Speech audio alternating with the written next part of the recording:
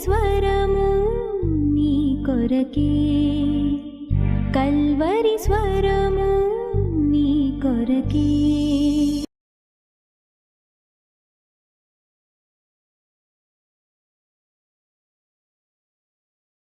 అపోస్తుల కార్యములో 13వ అధ్యాయము ఒక వ్యక్తిని మీకు పరిచయం చేయబోతున్నా. అతని పుట్టుకేమిటి, అతని పేరేమిటి, అతని జీవిత విధానం ఏమిటి మీతో పంచుకోవాలి ఆశిస్తున్నా. మొదటిగా అతని పుట్టుక యూదుడు, ఇతరులకు దీవెనకరంగా ఉండవలసిన వాడు, కానీ శాపకరంగా తయారయ్యాడు. నువ్వు క్రైస్తవునిగా ఇతరులకు దీవెనకరంగా ఉండాలి, కానీ నీ ఇంటి వారికే నువ్వు శాపంగా తయారయ్యావు. నీ తల్లికి నీ తండ్రికే నువ్వు శాపంగా తయారయ్యావు. నీ భార్యకే నీ భర్తకే నువ్వు శాపంగా తయారయ్యావు. ఇది అసలు సిసలైన ఆత్మీయత కాదు. నువ్వు సైతాను సంబంధివి. 2, అతడు పేరు బర్యేసు, పేరు బాగుంది కానీ బ్రతుకే సైతాను చేతిలో బందీ అయిపోయి ఉంది. 3, అతడు చేసే పని ఏమిటంటే గారడీ పని. గారడీ అంటే అర్థం ఏమిటి? మాయ చేయటం, మనుషులను మాయ చేయటం. మనుషులను మాయ చేస్తూ, మభ్యపరుస్తూ, మోసము చేస్తూ జీవించటమే తన పని. అతని జీవిత విధానం ఏమిటి?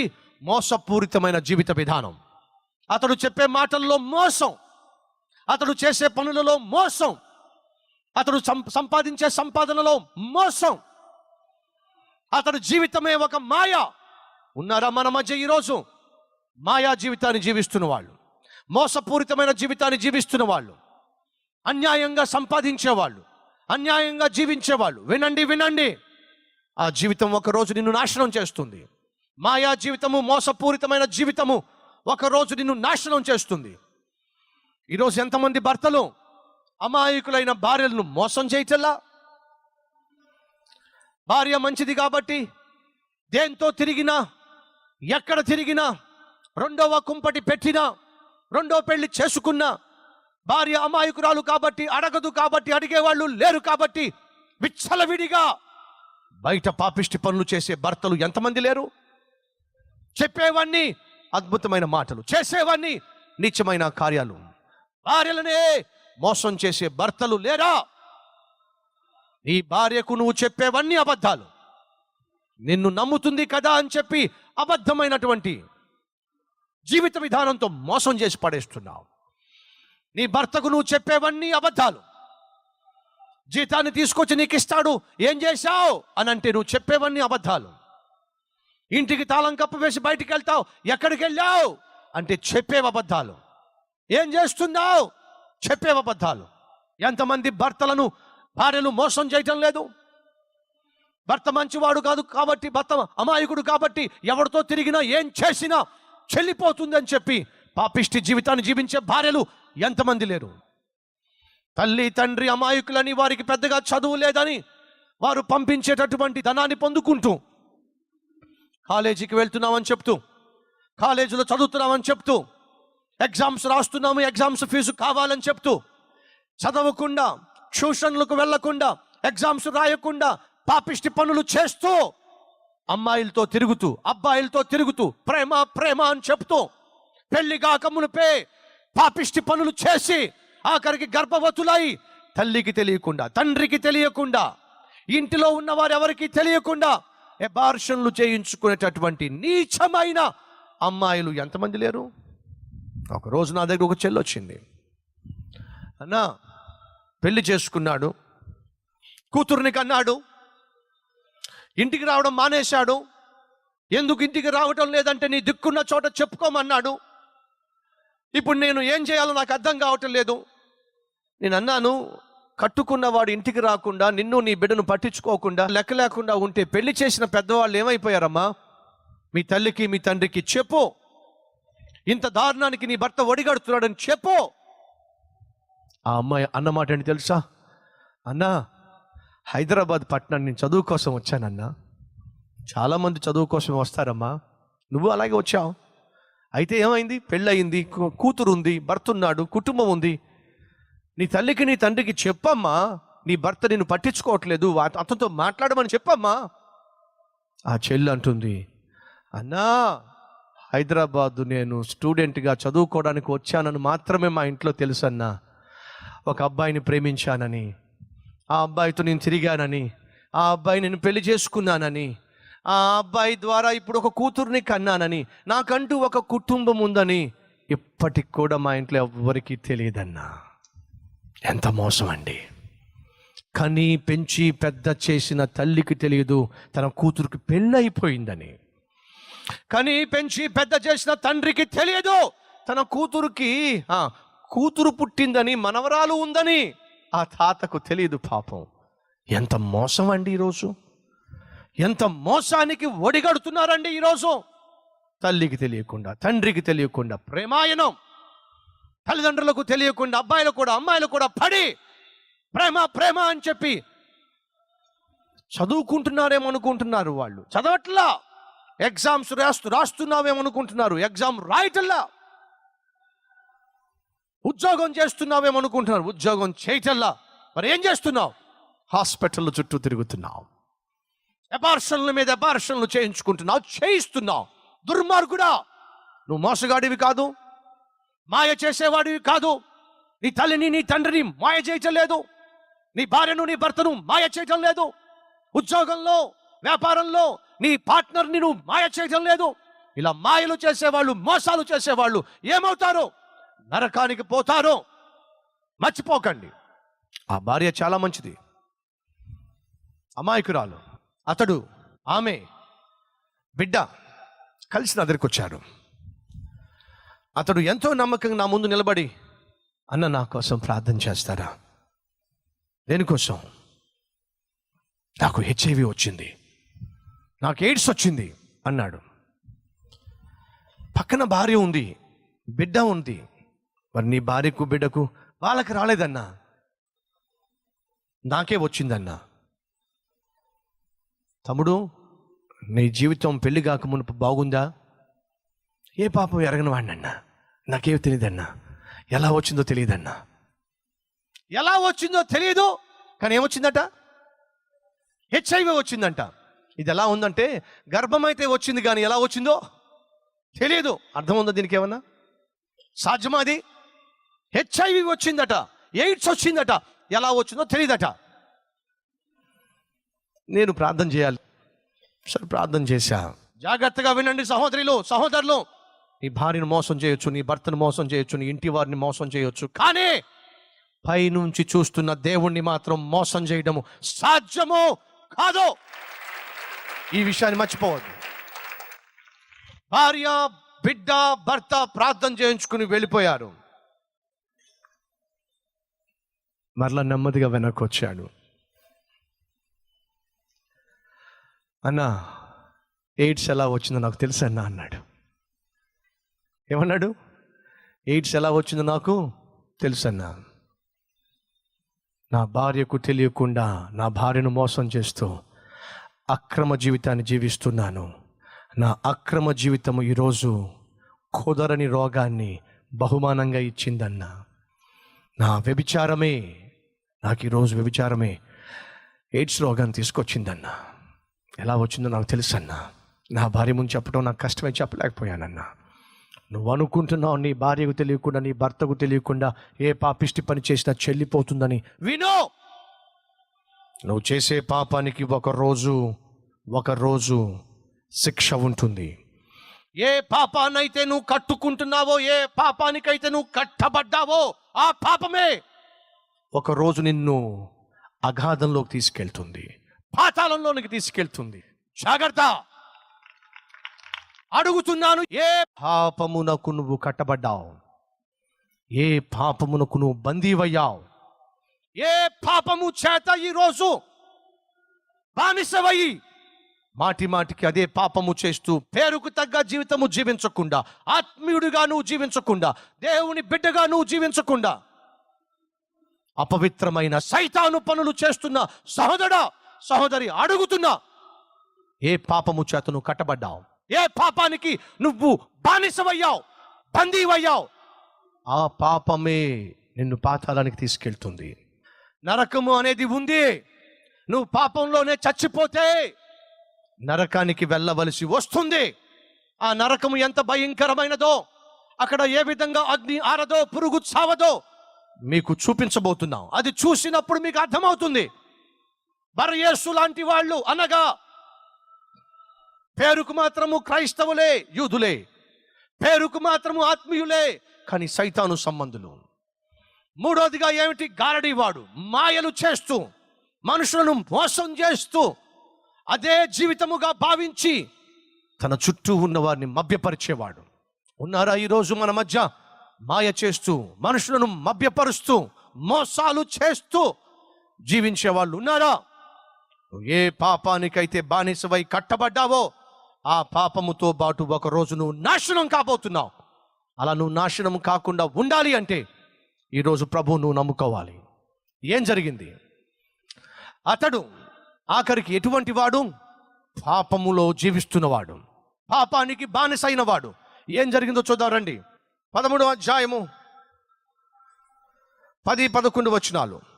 అతన్ని తేరిచూచి సమస్త కపటముతోను సమస్త దుర్మార్గముతోను నిండినవాడా, అపవాది కుమారుడా, సమస్త నీతికి విరోధి, నీవు ప్రభు యొక్క తిన్నని మార్గములను చెడగొట్టుట మానవా, ఇదిగో ప్రభువు తన చెయ్యి నీ మీద ఎత్తి ఉన్నాడు, నీవు కొంతకాలము గ్రుడ్డివాడవై సూర్యుని చూడకుందువని చెప్పెను. వెంటనే మబ్బును చీకటియు అతనిని కమ్మెను, గనుక అతడు తిరుగుచు ఎవరైనా చెయ్యి పట్టుకొని నడిపింతురా అని వెతుకుచూ ఉండెను. శిక్ష వచ్చి పడిపోయింది.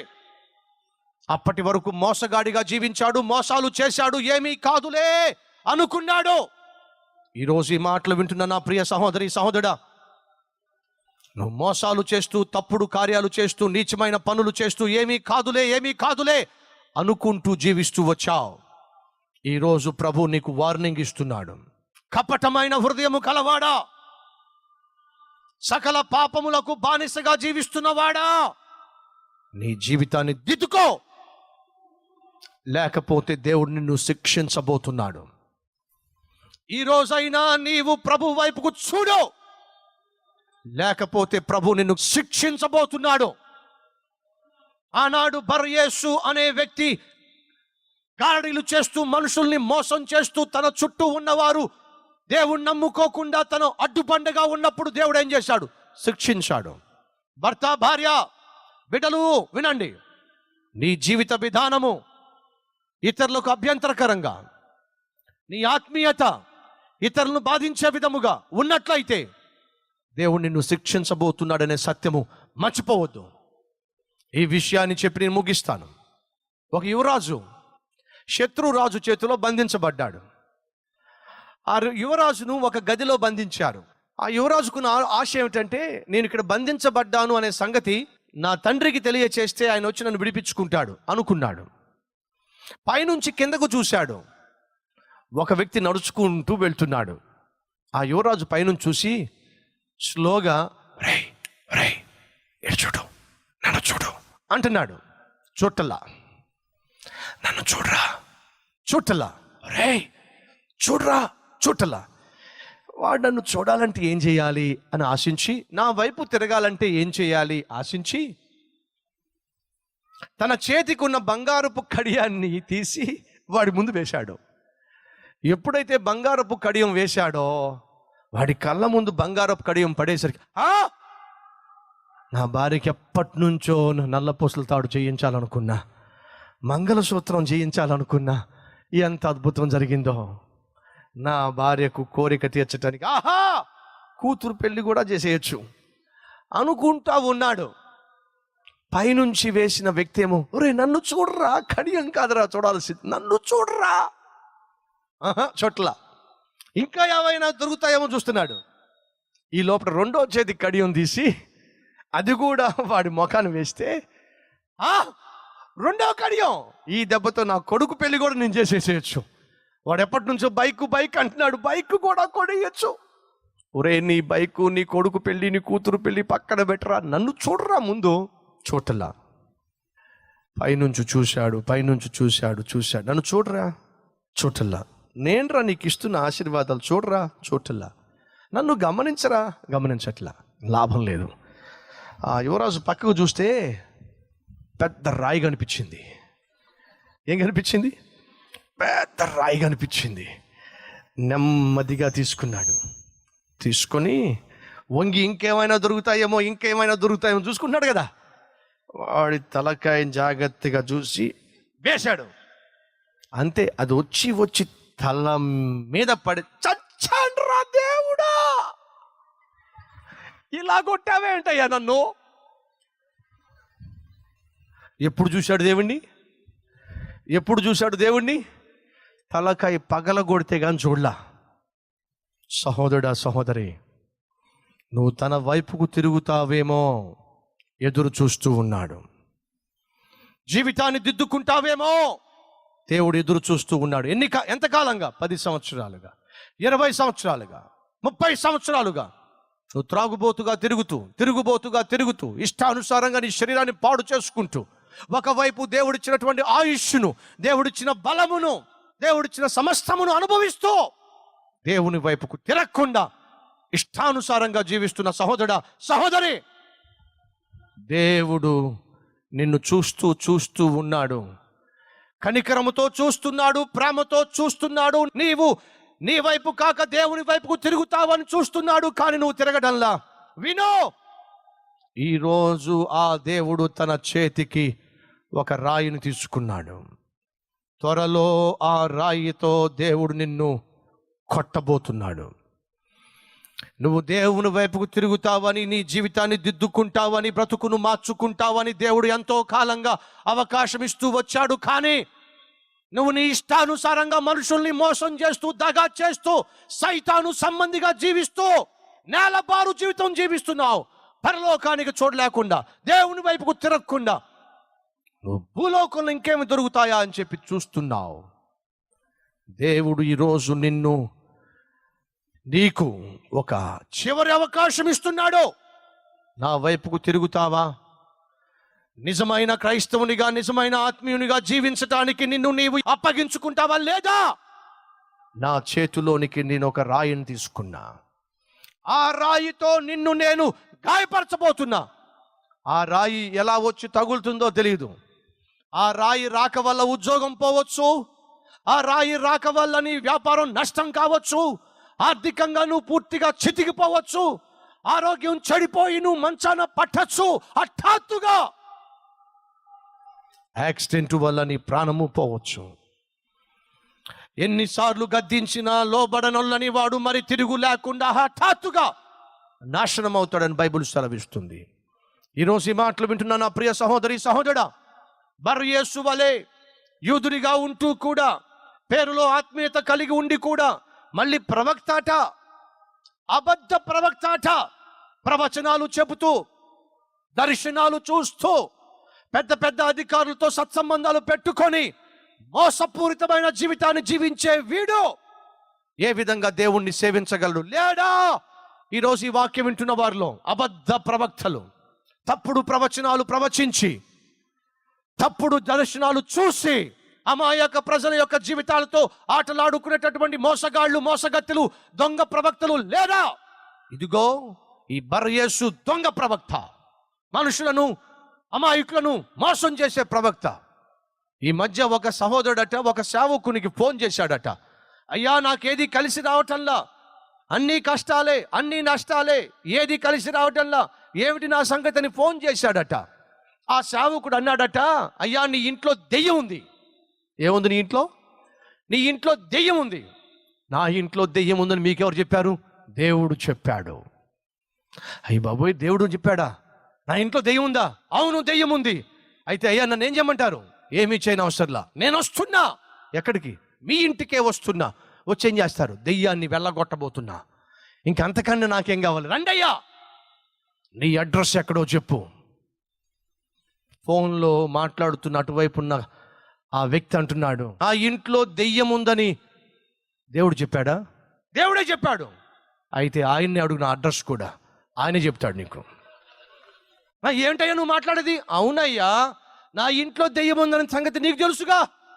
ఏ ఇంట్లో దెయ్యం ఉందో నీకు తెలుసుగా. నీకు దేవుడే చెప్పాడుగా. అది కూడా దేవుడిని అడుగు, నా అడ్రస్ కూడా నీకు చెప్తాడు. ఫోన్ పెట్టేశాడు. ఏమిటిది? ప్రవచనం. ఏమిటిది? దర్శనం. అమాయక జీవితాలతో ఆటలాడుకునే ఈరోజు సేవా విధానం. ఇర్మియా గ్రంథములో ఇర్మియా ప్రవక్త అంటున్న ప్రవక్తతో దేవుడు అనిపించిన మాట ఏంటి తెలుసా? నేను వారిని పంపలేదు. వారు దొంగ ప్రవక్తలు, దొంగ ప్రవచనాలు, దొంగ దర్శనాలు చూస్తూ అమాయక ప్రజలను మోసం చేస్తున్నారు. లేరా? ఆత్మీయ ముసుగులో ఆత్మ ఆత్మ అంటూ ప్రవచనాలు ప్రవచిస్తూ దర్శనాలు చూస్తూ తప్పుడు దర్శనాల ద్వారా అమాయక ప్రజలను మోసం చేసేటటువంటి వారు ఈరోజు వాక్యం వినే వారిలో లేరా? జాగ్రత్త నా ప్రియ సహోదరుడా, జాగ్రత్త నా ప్రియ సహోదరి. ఆ మోసపూరితమైన జీవితము నిన్ను నాశనం చేస్తుంది. మోసపూరితమైన ప్రవచనాలు నిన్ను నాశనం చేస్తాయి. అమాయక ప్రజలతో ఆటలాడుతున్న నీవు జాగ్రత్త, శిక్షించబడబోతున్నావు.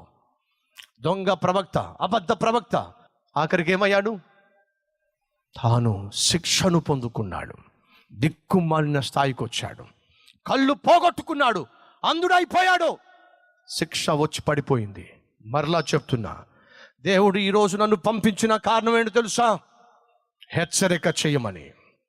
రక్షణ లేకుండా జీవిస్తున్నా, పేరుకు మాత్రమే భక్తి కనపరుస్తూ, పేరులో మాత్రమే ఆత్మీయతను కనపరుస్తూ, బ్రతుకులో ప్రతి విధమైన మోసానికి పాపానికి బానిసవై జీవిస్తున్నా నీతో దేవుడు చెప్పమంటున్నాడు. ఏమని? నీకు చివరి అవకాశం ఇస్తున్నా. ఈరోజు మారు మనసు పొందితే సరే, లేదా నా చేతిలో రాయి ఉంది, ఆ రాయితో నిన్ను మొత్తబోతున్నా, నిన్ను కొట్టబోతున్నా. నేను నిన్ను శిక్షించబోవు కాలమున తప్పించే నాదుడు నీకు దొరకడు. ఒకవేళ నీవు నీ పాపములోనే చస్తే ఎక్కడికి వెళ్తావో తెలుసా? ఎక్కడికి వెళ్తారో వీడియోలో కనిపిస్తుంది, చూడండి.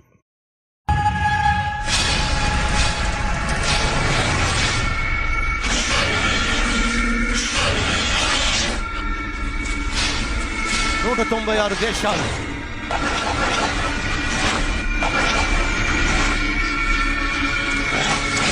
ప్రపంచంలో మరణ శాతం 560 లక్షల మంది, గంటకు 6,000 మంది, నిమిషానికి 120 మంది, సెకండ్కి 2 నరకానికి వెళ్తున్నారు. నరకంలో కుప్పకూలుతున్నారు.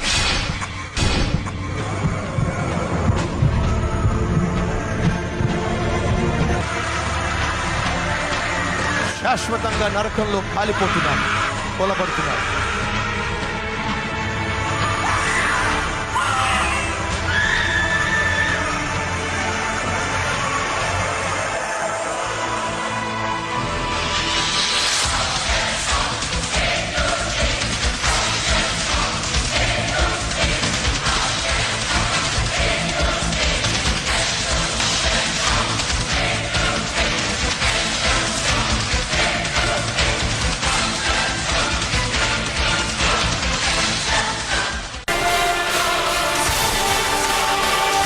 చచ్చిపోయాడు.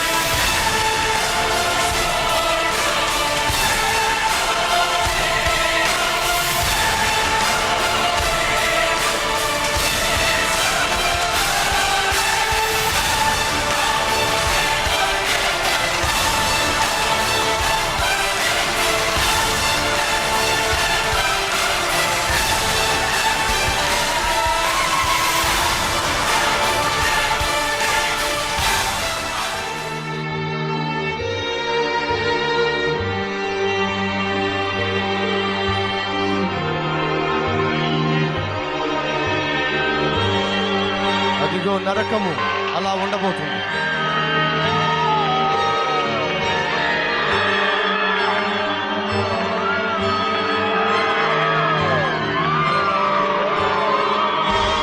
అక్కడ ఏడుపును, పళ్ళు కొరుకుకుంటా,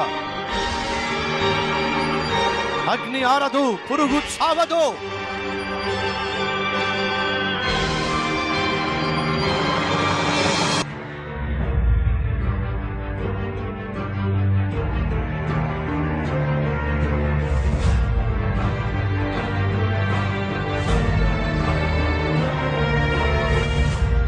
శరీరం నిండా పురులు పట్టేస్తే మనిషి బ్రతకగలడా? భరించగలడా? ఒంటి మీద ఈగ వాలితే తట్టుకోలేవే, ఒళ్ళంతా పురుగు పడితే తట్టుకోగలవా?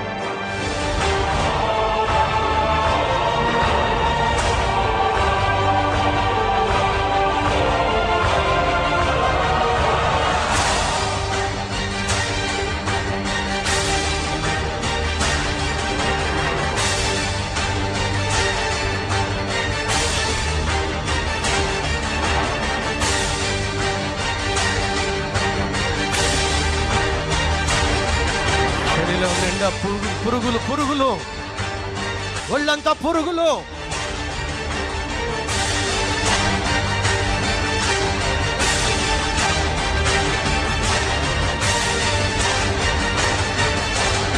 నువ్వు మరణిస్తే ఎక్కడికి వెళ్తావు? నరకానికా పరలోకానికా? ఆలోచించు.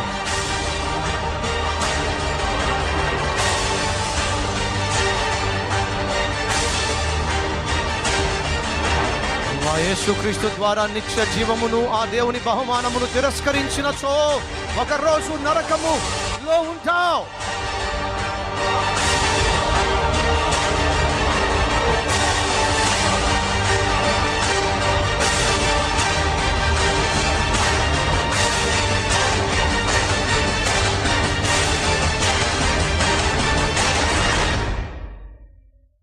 యేసు లేకపోతే నరకమే గతి. సహోదరుడా, సహోదరి, ఒకవేళ నువ్వు మరణించాల్సి వస్తే పరలోకంలో కళ్ళు తెరుస్తావో, ఆ భయంకరమైన నరకంలో కళ్ళు తెరుస్తావో, నువ్వు తీసుకునే తీర్మానం మీద ఆధారపడి ఉంది. పేరుకు ఆత్మీయుడు, యూదుడు, పేరులో క్రీస్తు కుమారుడు, చేసేవని పాపిష్టి పనులు, పైకి ప్రవక్త కానీ అబద్ధ ప్రవక్త, దొంగ ప్రవక్త, దొంగ బోధకుడు, దొంగ సేవకుడు, చివరికి అతనికి మిగిలింది శిక్ష. కళ్ళు పోగొట్టుకున్నాడు, అంధుడైపోయాడు. దేవుడు విధించే శిక్షను పొందుకుంటావో లేదా క్రీస్తు అనుగ్రహించే రక్షణ పొందుకుంటావో నీ చేతిలో ఉంది.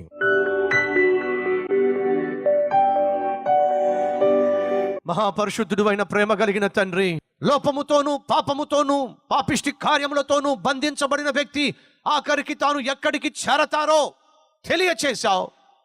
నీ కనికరము పొందుకోవడానికి ఎందరైతే తమ చేతిని ఈ సమయంలో ఎత్తి చూపిస్తూ, ప్రభువా నీవు నన్ను శిక్షించక మునిపే, నీ శిక్ష నా మీద పడక మునిపే, కుదరని రోగమో, వ్యాధో, బాధో, శ్రమో, ప్రమాదమో, అపాయమో నా మీద పడక మునిపే, ఇదిగో ఈరోజే నా జీవితాన్ని నీకు అంకితం చేస్తున్నాను ప్రభువా అని ఎందరైతే తమ జీవితాలు నీకు అంకితం చేస్తున్నారో, కొందరు పునరంకితం చేస్తున్నారో, సేవలో కూడా వెనుకంజ వేసిన అనేక మంది సేవకులు ఇక నుంచైనా యథార్థముగా, పవిత్రముగా, పేరుకు తగ్గ జీవితం జీవించాలి అని తీర్మానం తీసుకున్నారో అట్టి వారిని కనికరించమని యేసు నామములో వేడుకుంటున్నాము తండ్రి, ఆమేన్.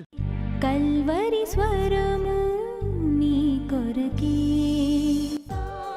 కల్వరి స్వరం ద్వారా మీరు రక్షించబడ్డారా? కల్వరి స్వరం ద్వారా మీరు ఆదరించబడుతున్నారా? కల్వరి స్వరం ద్వారా మీరు ఆత్మీయంగా బలపడుతున్నారా? అయితే మీకు ఒక గొప్ప శుభవార్త. గుంటూరు జిల్లా నరసరావుపేట పట్టణంలో జరిగే కల్వరి మహిమోత్సవాల్లో మీరు పాలుపంచుకోండి. అంతేకాకుండా ఈ అద్భుతమైన యేసయ్య సువార్తను కల్వరి స్వరం ద్వారా అనేక లక్షల మందికి అందించే గొప్ప భాగ్యాన్ని స్వతంత్రించుకోండి.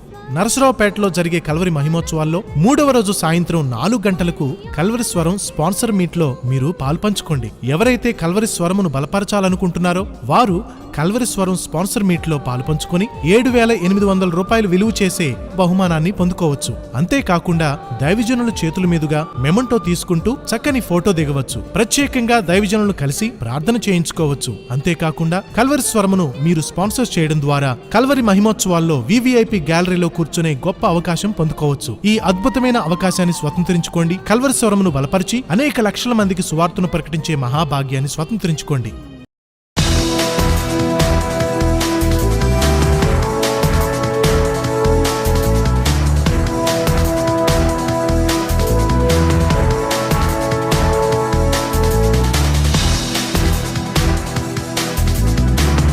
Address Calvary, post box number 30, Kukatpally, Hyderabad 72.